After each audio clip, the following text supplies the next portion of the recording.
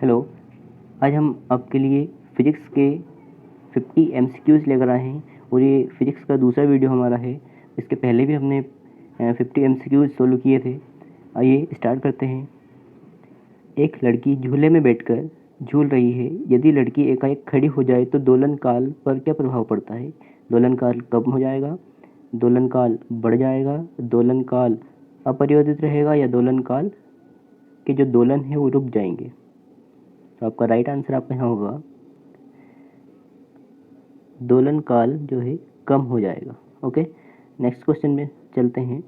गतिमान वस्तु में होती है स्थिति ऊर्जा होती है, गतिज ऊर्जा होती है, भूतापीय ऊर्जा होती है, जल विद्युत ऊर्जा होती है।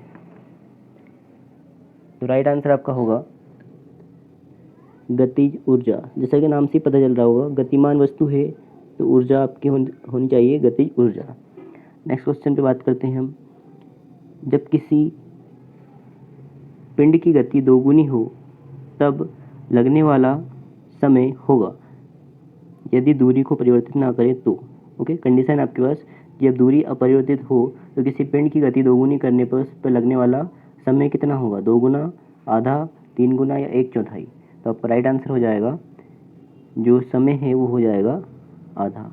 ओके, न्यूटन की गति के द्वितीय नियम से किस राशि की परिभाषा मिलती है?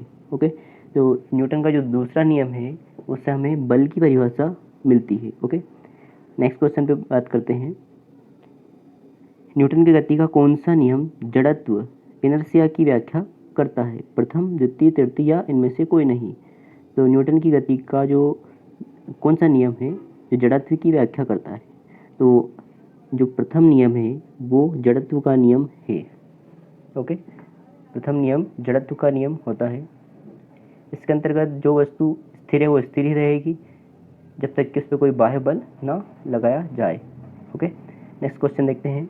विभवांतर मापने के लिए प्रयुक्त युक्ति को जाना जाता है विभव मापी के रूप में, एमीटर के रूप में, वोल्टा मापी के रूप में या गैल्वेनोमीटर के रूप में?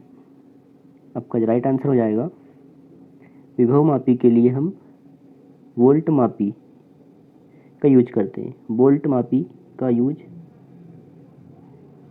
तो राइट आंसर आपका हो जाएगा वोल्ट मापी या वोल्टा मापी। अगला है वेंटुरी मीटर से क्या मापा जाता है, यानी कि वेंटुरी मीटर से हम क्या मापते हैं? आपका राइट आंसर हो जाएगा, पहले ऑप्शन की बात करते हैं, द्रवों की चाल, द्रव का प्रवाह या द्रव का तापमान या द्रव का त्वरण।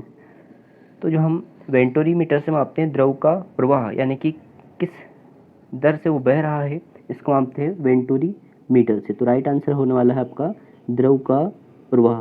द्रव का प्रवाह हम इसके थ्रू मापते हैं। ओके, नेक्स्ट क्वेश्चन है एंगस्ट्रॉम क्या मापता है? एंगस्ट्रॉम क्या मापता है? आवृत्ति को, तरंगदैर्घ्य को, आवर्तकाल को या समय को? तो जो फिजिक्स में आपका साइंस में एंगस्ट्रॉम होता है उसको हम डिनोट कैसे करते हैं? उसको हम ए से डिनोट करते हैं, एंगस्ट्रॉम। ओके, अब आवृत्ति, तरंगदैर्घ्य, आवर्तकाल या समय में से क्या मापता है? तो आपका राइट आंसर हो जाएगा ये तरंगदैर्घ्य मापने के लिए यूज किया जाता है। ओके, तरंगदैर्घ्य। अगला है टेकोमीटर वह उपकरण है जिससे मापा जाता है तापक्रम, प्रवाह, दाब या चाल। क्या मापते हैं हम? तो टेकोमीटर से मापते हैं चाल। अगला क्वेश्चन लेते हैं। पृथ्वी वायुमंडल को किस प्रकार पकड़े रहती है? गुरुत्वाकर्षण से, पृष्ठ तनाव से, पृथ्वी का अपवर्तन या सूर्य के प्रभाव से? तो पृथ्वी वायुमंडल को जो पकड़े रहती है उसका कारण होता है गुरुत्वाकर्षण बल। तो राइट आंसर आपका होगा गुरुत्वाकर्षण बल, यानी कि ए ऑप्शन आपका राइट हो जाएगा। नेक्स्ट क्वेश्चन देखते हैं। एक लड़के का भार पृथ्वी पर 600 न्यूटन है तो इसका चंद्रमा पर भार कितना होगा? चंद्रमा पर भार इसका जो होगा वो होगा आपका 100 न्यूटन। Okay, 100 Newton. पृथ्वी पर अगर भार आपका 600 है तो चंद्रमा पर जो हो जाएगा वो 1/6 हो जाएगा, यानी कि 600 में हमने क्या कर दिया, 6 का भाग लगा दिया, तो आपका राइट आंसर 100 न्यूटन हो जाएगा। ओके, नेक्स्ट क्वेश्चन हो जाएगा आपका न्यूटन प्रति किलोग्राम मात्रक है किसका? त्वरण का, बल का, क्षमता का या ऊर्जा का? तो राइट आंसर आपका होगा त्वरण का, ए आपका सही आंसर हो जाएगा।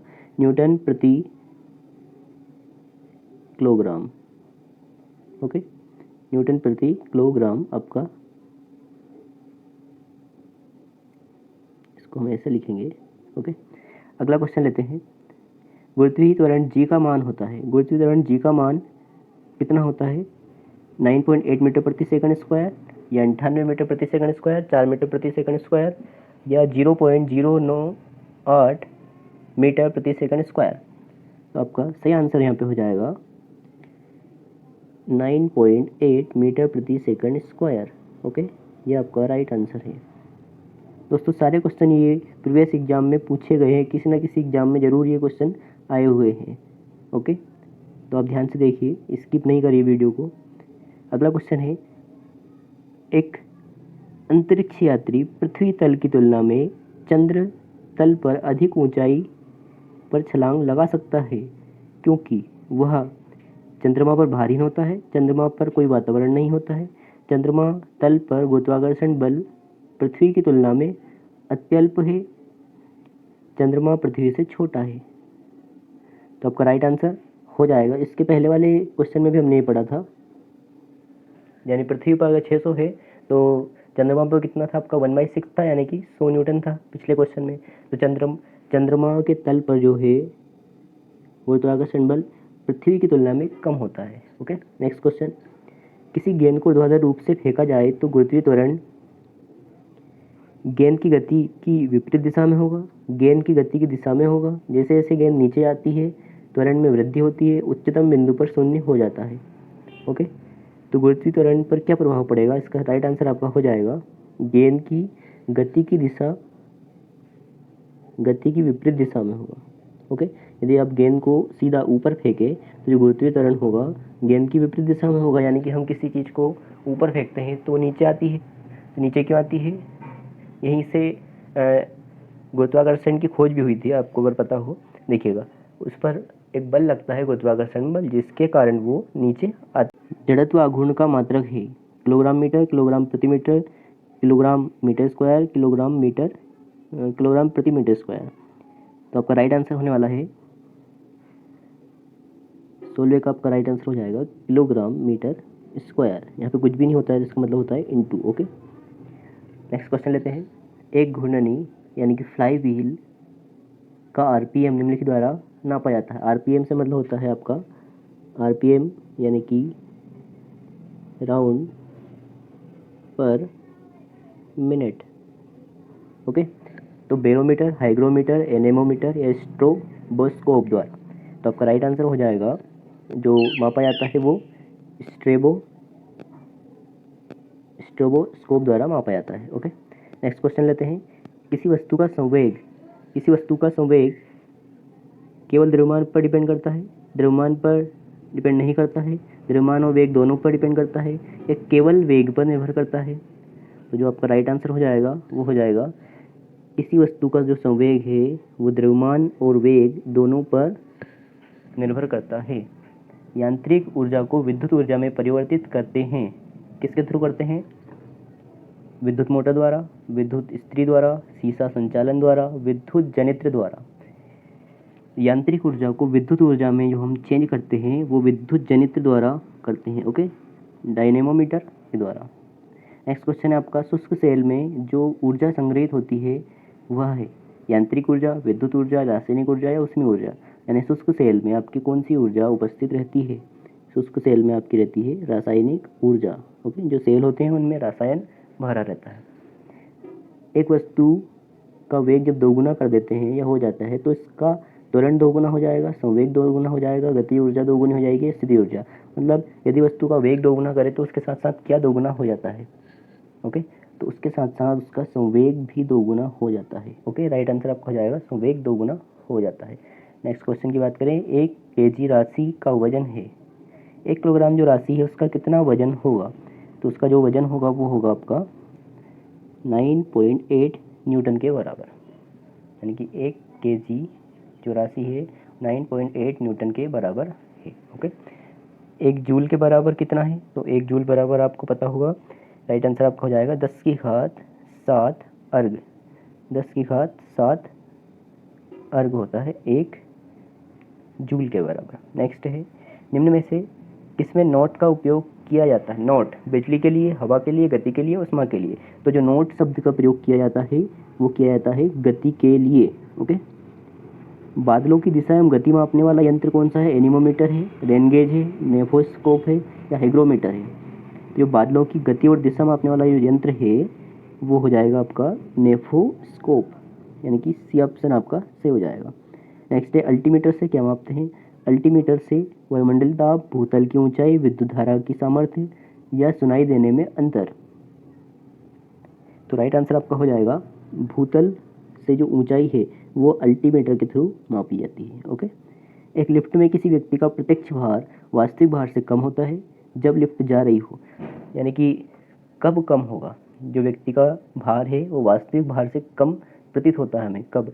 त्वरण के साथ ऊपर जाने पर, त्वरण के साथ नीचे आने पर, समान गति से ऊपर जाने पर या समान गति से नीचे आने पर कब होगा? तो आपका राइट आंसर क्या हो जाएगा?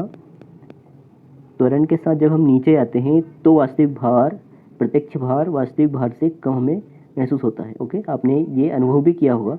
रॉकेट, अगला क्वेश्चन लेते हैं। रॉकेट किस सिद्धांत पर कार्य करता है? ऊर्जा संरक्षण, बर्नौली की प्रमेय, एवोगैड्रो परिकल्पना या संवेग संरक्षण? तो रॉकेट जो है किस सिद्धांत पर कार्य करता है? इसका राइट आंसर आपका हो जाएगा संवेग संरक्षण। रॉकेट संवेग संरक्षण के सिद्धांत पर कार्य करता है। अगला क्वेश्चन लेते हैं। शरीर का वजन, 4 ऑप्शन है। पृथ्वी की सतह पर सभी जगह एक समान होता है, ध्रुवों पर अधिकतम होता है, विषुवत रेखा पर अधिकतम होता है, मैदानों की तुलना में पहाड़ियों पर अधिकतम होता है। जो शरीर का वजन है वो आपका सबसे अधिक कहाँ पर होता है? ओके, तो देखते हैं। ध्रुवों पर जो है हमारा वजन अधिकतम होता है। शरीर का जो वजन है वो ध्रुवों पर अधिकतम प्रतीत होता है। नेक्स्ट क्वेश्चन, मुक्तावस्था में गिरते हुए एक पिंड द्वारा तय की गई दूरी समानुपात होती है किसके? पिंड की मात्रा के, गिरने का समय, गिरने के समय का वर्ग या गुरुत्वाकर्षण के कारण त्वरण का वर्ग। मुक्त अवस्था में कोई पिंड गिरता है तो उसके द्वारा जो तय की गई दूरी है वो किसके समानुपात में होती है? उसके पैरेलल क्या होता है? तो राइट आंसर आपका हो जाएगा गिरने के समय का वर्ग उसके समानुपात में होती है। नेक्स्ट क्वेश्चन देखते हैं। भौतिक तुला कार्य करता है किस पर? संवेग के सिद्धांत पर, ऊर्जा संरक्षण के सिद्धांत पर, संवेग के संरक्षण के सिद्धांत पर, समानांतर बल के सिद्धांत पर। तो जो भौतिक तुला कार्य करता है वो करता है आपका समानांतर बल के नियम पर कार्य करता है। समानांतर बल के नियम पर कार्य करता है। नेक्स्ट क्वेश्चन लेते हैं। जूल निम्नलिखित की इकाई है। जूल जो है ऊर्जा, बल, दाब, तापमान। ऊर्जा, बल, दबाव और तापमान, 4 ऑप्शन है। तो राइट आंसर आपका होने वाला है जो जूल है वो ऊर्जा का मात्रक होता है। तो किसकी इकाई होगी? ऊर्जा की। ओके। अश्व शक्ति किसका एकक है? एकक यानी कि वही इकाई है। तो जूल कार्य, शक्ति या बल, इनमें से किसकी इकाई है? तो जो अश्व शक्ति है वो हो जाएगी आपकी शक्ति की इकाई होती है। ओके, शक्ति की इकाई। नेक्स्ट क्वेश्चन लेते हैं। प्रकाश की चाल को सर्वप्रथम मापने वाले वैज्ञानिक थे। जो प्रकाश की चाल है उसको सर्वप्रथम मापने वाले वैज्ञानिक कौन थे? रोमर, न्यूटन, गैलीलियो या हाइमेंस? तो जो सबसे पहले मापने वाले थे रोमर। ओके, रोमर के इन्होंने प्रकाश की चाल माप दी थी सबसे पहले। प्रकाश वर्ष इकाई होती है समय की, दूरी की, प्रकाश की या प्रकाश की तीव्रता की। जो प्रकाश वर्ष इकाई होती है आपको पता होगा, बहुत ईजी क्वेश्चन है, दूरी की इकाई होती है। ओके, प्रकाश वर्ष लाइट या दूरी की इकाई होती है। ओके, सबसे जो लंबी दूरियां मापी जाती है वो प्रकाश वर्ष में मापी जाती है। ओके। नेक्स्ट क्वेश्चन, विद्युत मोटर में विद्युत ऊर्जा किस ऊर्जा में रूपांतरित होती है? तो विद्युत मोटर में विद्युत ऊर्जा किस रूप में रूपांतरित होती है? गति ऊर्जा के रूप में, यांत्रिक ऊर्जा के रूप में, स्थिति ऊर्जा के रूप में या इनमें से कोई नहीं? तो आपका राइट आंसर हो जाएगा विद्युत मोटर में जो विद्युत ऊर्जा है वो यांत्रिक ऊर्जा में परिवर्तित होती है। ओके। अगला क्वेश्चन, एक बार होता है 10⁻⁻5 पास्कल के बराबर, 10⁻7 पास्कल के बराबर, 10⁻5 पास्कल के बराबर, 10⁻4 पास्कल के बराबर। तो 1 बार बराबर होता है 10⁵ पास्कल के बराबर। ओके, अगला क्वेश्चन लेते हैं। एस आई इकाई में लेंस की शक्ति क्या होगी? मतलब एसआई मात्रक पूछ रहा है आपसे। यहाँ पर क्वेश्चन ये पूछा जा रहा है कि जो एसआई मात्रक है उसमें लेंस की इकाई क्या होगी? जो लेंस की इकाई होगी वो होगी डायोप्टर में होगी। लेंस की इकाई हमेशा डायोप्टर में मापी जाती है। एक पेंडुलम की लंबाई को 2 गुना कर दिया जाए तो उसके गोलक बॉब, जो नीचे गेंद टाइप का होता है, के द्रव्यमान को आधा कर दिया जाए तो उसका आवर्तकाल, जो टाइम पीरियड है, वो कितना हो जाएगा? मान लीजिए पेंडुलम की लंबाई को डबल कर देते हैं तथा उसका जो द्रव्यमान है गोलक का उसको आधा कर दें, तो आवर्तकाल यानी कि जो आने जाने का समय है, टाइम पीरियड, उस पर क्या असर पड़ेगा? अंडर 2 गुना होगा, आधा होगा, एक समान रहेगा, या 2 गुना?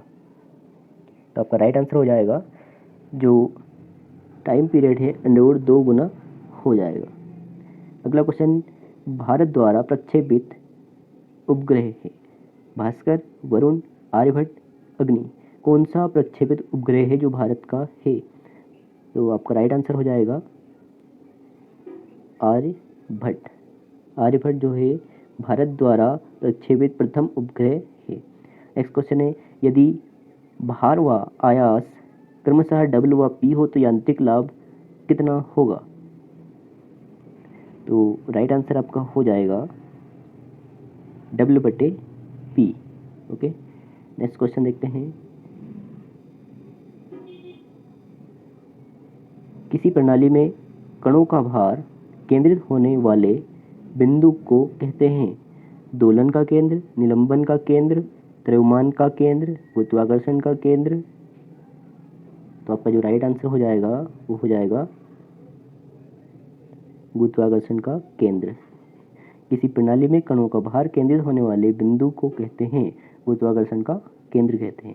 नेक्स्ट क्वेश्चन लेते हैं। पृथ्वी के पृष्ठ से पलायन वेग का मान किलोमीटर सेकंड में लगभग कितना होता है? पृथ्वी के पृष्ठ से जो पलायन वेग का मान होता है 25, 1, 5 या 11.2। तो आपका जो राइट आंसर है, आई थिंक आपको पता होगा, 11.2। ओके, यानी कि 11.2 किलोमीटर प्रति सेकंड होता है। ठीक है, नेक्स्ट क्वेश्चन, जब एक कण रेखिक सरल आवर्त गति में रहता है उसके गति ऊर्जा अधिकतम होती है। तो उसकी गति ऊर्जा अधिकतम होती है कहाँ पर? रास्ते के प्रत्येक बिंदु पर, माध्य स्थिति में, माध्य स्थिति से आधी दूरी पर, या एक छोर पर। जब एक कण रेखिक सरल आवर्त गति करता है तो उसकी गति ऊर्जा अधिकतम कहाँ रहती है? क्वेश्चन इस प्रकार है। तो आपका राइट आंसर हो जाएगा उसकी माध्य स्थिति पर। माध्य स्थिति पर जो गति ऊर्जा है वो अधिकतम रहेगी। ओके, नेक्स्ट क्वेश्चन लेते हैं। एक चलती हुई कार और रेल इंजन दोनों में समान गति है, किसका संवेग ज़्यादा होगा? कार का, रेल इंजन का, दोनों का समान होगा, या निश्चित नहीं कहा जा सकता? तो राइट आंसर आपका हो जाएगा जो रेल इंजन है उसका संवेग ज़्यादा रहेगा। ओके, दूसरा क्वेश्चन लेते हैं अगला 46। क्रायोजेनिक इंजनों का प्रयोग निम्नलिखित में से किस में होता है? अतिचालकता के अनुसंधान में, पनडुब्बियों के चलाने में, फ्रस्ट मुक्त रेफ्रिजरेटरों में, रॉकेट प्रौद्योगिकी में। क्रायोजेनिक इंजनों का प्रयोग किस में किया जाता है? तो आपका जो राइट आंसर है रॉकेट प्रौद्योगिकी में किया जाता है। नेक्स्ट क्वेश्चन लेते हैं। साधारण मशीन की क्षमता सामान्यतः दर्शाई जाती है कार्य में, शक्ति में, किलोवाट में, या इनमें से कोई नहीं? साधारण मशीन की जो क्षमता है जो किससे दर्शाई जाती है? कार्य में, शक्ति में, किलोवाट में, या इनमें से कोई नहीं? तो आंसर आपका है किलोवाट में। साधारण मशीन की क्षमता है वो किलोवाट में दर्शाई जाती है। नेक्स्ट क्वेश्चन लेते हैं। द्रव में पृष्ठ तनाव का कारण होता है अणुओं के मध्य विद्युत बल, अणुओं के मध्य संसंजक बल, अणुओं के मध्य गुरुत्वाकर्षण बल, या अणुओं के मध्य आसंजन बल। ओके, दो बल होते हैं, सहसंजक बल और आसंजक बल। ये आसंजक बल है। ओके, आसंजक बल। तो राइट आंसर आपका हो जाएगा 48 का अणुओं के मध्य सहसंजक बल।